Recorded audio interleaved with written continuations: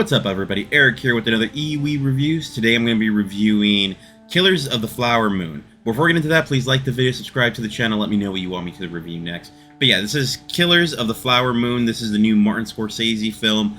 It is a drama, kind of like a Western crime drama, but it's a drama that's rated R, and it is very violent, letting you guys know right now.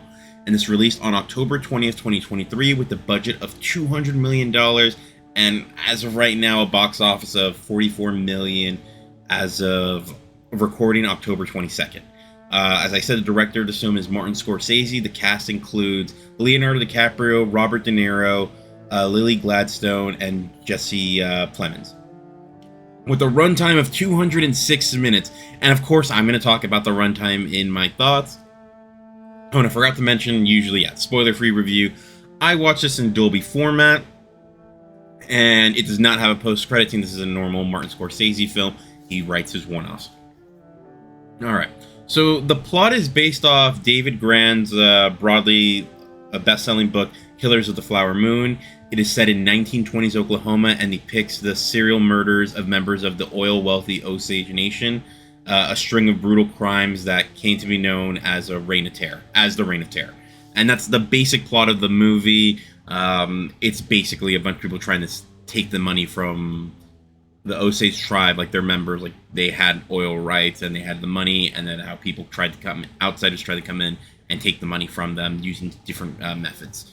Now, let's move in now to my thoughts on the movie, and of course the first thing I'm going to talk about is the length of the film. Now, you also notice that I'm now mentioning the box office for movies that come out in theaters. One reason I'm doing this is I'm trying to see now trends.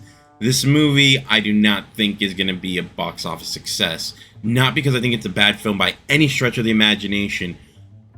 But let's put some things into perspective. This movie's coming out in October. It is over 3 hours long. And it's just like, this isn't really what audiences right now want. It's like, in theaters, I don't think this is the smartest idea. I would say if this was streaming, I say like, okay, I could see people watching it there. They're like, okay, we can take breaks. Because the movie is long. I will admit, it is very long. And I never felt like it actually justified its 3.5 runtime or something like that. It's close to 3.5. It never justified that runtime to me. It just didn't. And I was like, I watched it because I wanted to do this review. But for a lot of people, I'm like, I could see people just being like, you know what, I'm going to wait for that to be on streaming just because then you can go to the bathroom. Which I ended up having to go to the bathroom during the film. And I was like, oh, I missed something. But even what I missed, I don't think really mattered because when I came back, I still felt like I had complete context of what was going on. I'm like, that kind of shows if I can go to the bathroom, miss something, come back, and I still get everything exactly the same, maybe your movie's a bit too long and you have stuff in there that could have been taken out. And there was times where I did feel like I get why you're showing all these brutal murders, but there were at times where I was just like, this might be overkill to the audience because at this point the audience should know what's going on. And I would say, I'm not sure if that's me being smart about like with movies, but I kind of saw what was going on very early. I was just like, oh, okay, this is what this movie's about. Like, it was very obvious to me, like, oh, who are the villains of the story? It did not take a long time to figure that out. So I was like, at this point, are you trying to think that your audience is dumb, so you're just going to show more stuff to maybe make them think that it's not this? But it was like, it was very obvious what it was. Other than that, like, there's not really much bad to this film. It's a really good film.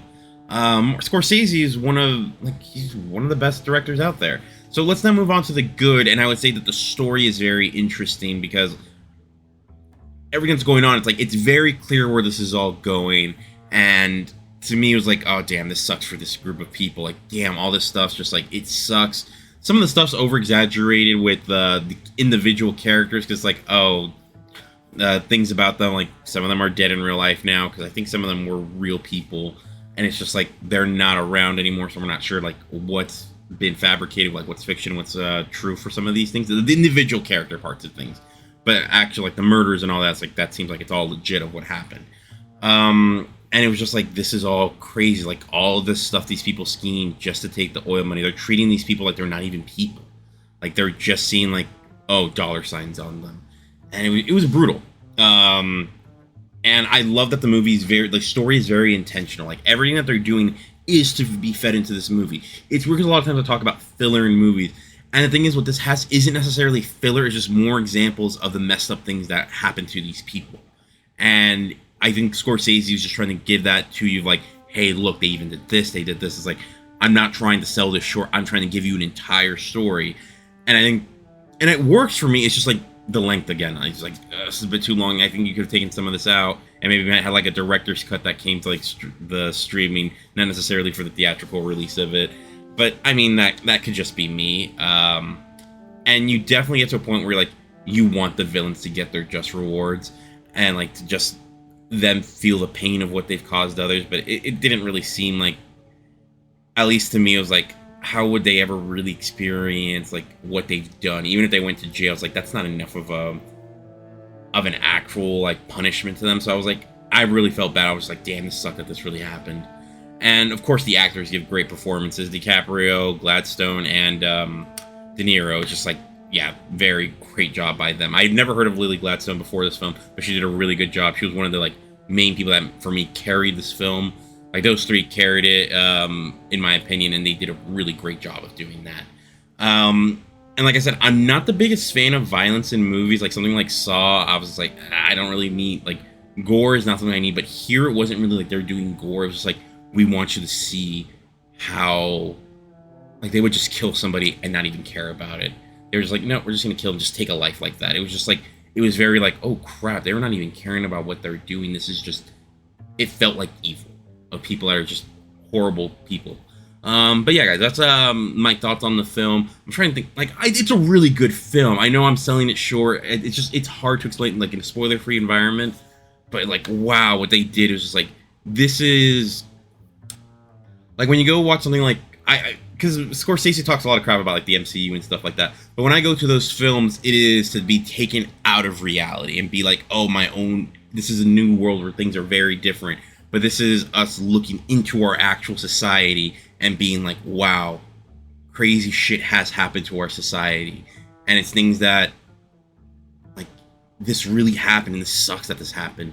And it makes you inward think of, like, what is going on in the world today and things like that. Like the Hamas-Israel situation, Ukraine, Russia, things like that. Of, like, there's people going through horrible things and yet we don't learn from the past of, like, and that thing is like making you think of like all this violence that it just seems so needless, if we're being perfectly honest. But yeah, guys, those are my thoughts on the film. So let's move on to my score, and I'm actually gonna give this an 8 out of 10 for great. If the movie was a little bit shorter and it didn't need to be so big, I think I might have gone for a 9. But like I said, I can't justify the length of this film, in my opinion. This feels like a movie that if it came out in streaming first and it was longer, I don't think I'd care, because it was like, oh, okay, I could just stop and go. But for a theater experience, I don't think a movie ever needs to be this long. And this is me being someone that really liked Endgame and Spider-Man No Way Home. I even talked crap about those movies, saying they were way too long, even though I really enjoyed them. But yeah, guys, I definitely recommend you go watch this film. However, theater-wise, I don't think I can recommend it. It's just too long. I would say this is something, you know, it's coming to Apple Plus eventually.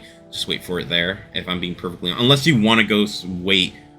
Because remember, it's not just that the movie's almost 3.5 hours. Like, if you show up before the trailers, it's still like 20 minutes of trailers and then that. So it's just like, that's a long thing to handle. And if you need to go to the bathroom and all that, it's like, that makes things really rough. But yeah, guys, those are my thoughts. I don't know what I'm going to review next at the moment, movie-wise. There should be something coming out soon. There is a movie someone recommended to me. It was that Vince Vaughn Freaky movie, I think it was called. It was the one where he's a killer, switches body with the teenage girl. Now teenage girl's the killer, and teenage girl's now in his body. And I really want to watch that, because it's something that I hear gets very big vibes of like Happy Death Day and Totally Killer, and I'm really into those movies at the moment. Just watching something like that where it's like, it's supposed to be like a slasher, but it's more lighthearted comedy, and I really like that. But yeah, guys, thank you for watching. Please like and subscribe to the channel, and comment down below what you thought about this movie if you watched it. And if you didn't watch it, also let me know why you didn't want to watch it. That's always something that I want to know, why audiences choose not to go watch a certain film. But yeah, guys, thank you for watching. Talk to you soon. Bye.